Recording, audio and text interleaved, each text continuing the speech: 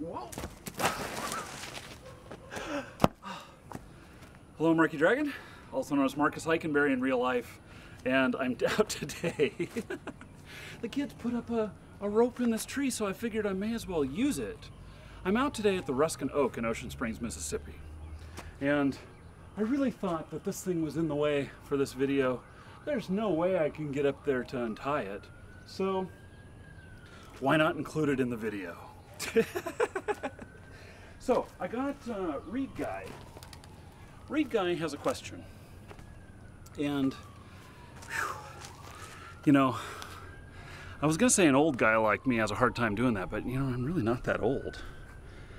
So Reed Guy, he says, I always talk about the good old days, and in various games like UO, WoW, RuneScape. Actually, I never played RuneScape, so I don't know what the good old days are of RuneScape, at least not what I played. And it seems that most big games have golden eras. You know, and you could say that about comic book series and everything too. They have golden eras. And why do you think big companies go from expansion to expansion, changing their games from good to worse? I mean, obviously, they don't want to make them bad, but why do they change a good product? If people like what they have, why do they change it? Well, let me set this down. What I can say is that people, I don't care what game it is you're playing, it's not just a thing of you know, big game companies. I think that every game that you play that's an MMO especially, they are always looking to add content. And every time they add content, they bring, you know, new people in, and they bring some of the existing players back. And so it's not a question of trying to make it worse or anything. They actually want to improve it, but in a business stance, it is required to keep things fresh. And that's why a lot of the MMOs have, you know, big events in the games, and why they, you know, why they introduce new items into the games, why they do, you know, all the new expansions and everything. Without those expansions, you just don't draw those new people in after the game has already come out, and you keep less of the veteran players. So now, with that said, each time they do need to lower the barrier to entry, and so that they can get even more people, and without, you know, lowering the existing gameplay so much that it you know, deters or takes away from the existing players. Some game companies, I won't mention the one I'm thinking of. Sorry, frog in my throat. They have, at least in the past, I don't know if they still do it, but at least in the past, they have measured customer irritation levels with new products and different things that they wanted to put into the game. And especially would use something like that with things that are going to monetize the game, that is going to, you know, maybe be perceived as something that's pay to play or whatnot, and it's not the normal pay to play that that everyone is used to. And so they would measure these things and really to find out whether or not it was going to be a good deal to add it. And you know, do these things take away from the game? Well, yes. But okay, so let me give an analogy here. Let's say that you have, I used to have a Chrysler 300. I loved that car. It had a Hemi in it and everything. I mean, it really could haul ass. But when I first bought it, it had stock wheels on it and everything. And so I decided that I was going to put new rims on it and new tires. And then I decided that I was going to add a wing to the back, and you know, really I was making improvements to it. And these are like, you know, equate this to like the expansions to the games. And so I was, adding little things to improve it. Now, if I had taken it further than that, then, I would still be making improvements per se, but it becomes more of a beast at that point, or it becomes less recognizable. I mean, I could have added, this car didn't have like a big blower type setup or whatnot, so you couldn't add one of those, the hood things with a big air intake, whatnot. It wasn't that type of engine. But, maybe I could have jacked up the back end a little bit. Maybe I could have done some really fancy paint job, and maybe done it in like pearl, so that it changes colors as you go by. And maybe I could add a lot of extra chrome to it, and just do other various things, or even spark to double burn the exhaust. When I was a chauffeur driving limousines, we would sometimes valet, and when we would valet, we'd get some amazing cars that we ended up driving. And I remember driving this Porsche. It was a European Porsche. It was over here in the States.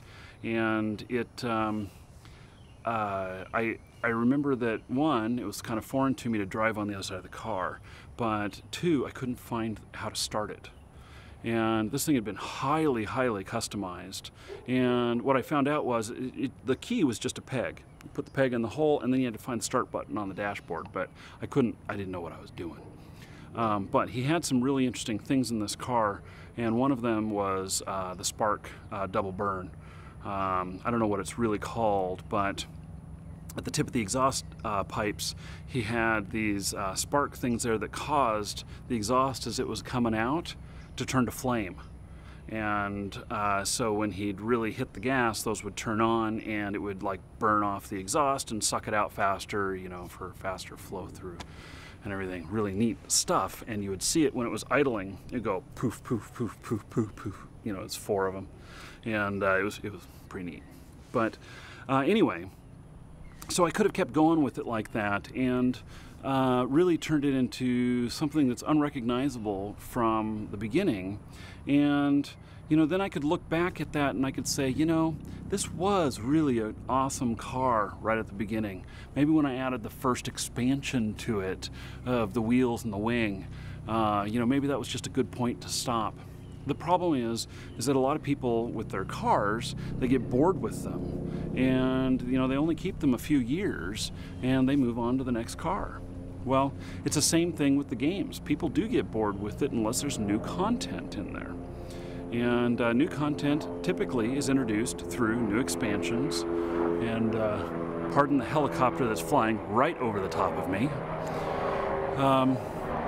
So these new expansions, and and they just keep upgrading it, and so you can see how it can go out to look like this beast later on that is not recognizable from the first thing.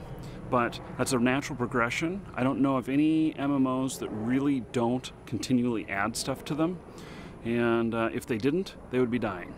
Because in business, a flat line going straight across, just keeping everybody there and keeping those guys happy, not really gaining any new people, not really losing those, that's flat line. That's a loss. Of course, if it's going down, that's a decline, and that's really bad. But that's what we're doing here is, they are adding new content, trying to get it to go up.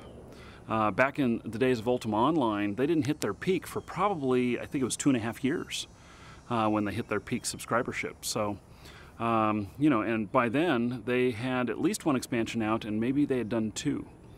So anyway, that's my thoughts on it. I think it's a natural progression. No, I don't like it the same way, because it turns into something different, but it is how this works. So I'm Markee Dragon. Take care. I can't believe you made it all the way to the end of the video. That's so awesome. Hey, let me show you some other stuff. So, right above, oh, did you see that fish jump? There goes another one. That is a video that is on my Markee Dragon show. If you click on that, it will take you to the show homepage. If you like my commentary but you don't like the gameplay stuff, then you can subscribe just to the show. And so, really cool thing, new feature that I have available here. In that particular video, a guy lost $600 trying to buy RuneScape Gold. And we just happened to have an awesome sunset during that one. And so I ended up pointing the camera at the sunset instead of myself because, you know, really, the sunset's better looking than I am. Lower left, I don't know, do you see those flashes of light while I'm talking? That is my personal vlog. And the other night, this was the remnants of Hurricane Isaac, and it came through with a lot of noise, a lot of lightning, and scared the crap out of me. You know, so click on that, take you to my my vlog channel, and then up in the upper left-hand corner, World of Tanks. That is my low that I'm playing there. He is a big boy. I was in that particular video showing off how he is. He cost me around $42 in US dollars, and he is a fabulous tank. So I've been getting a lot of good kills with him, and a lot of good team effort. You know, able to put in a lot with the team. So if you like World of Tanks, that'll take you to the World of Tanks playlist, and you can check out my World of Tanks stuff, and eventually that may be a channel as well. So, okay, I thank you again. Okay, do a little test here. Okay.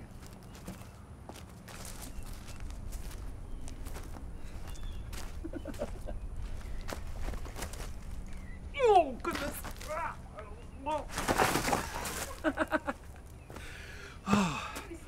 It works. Oh, yeah. No, it works.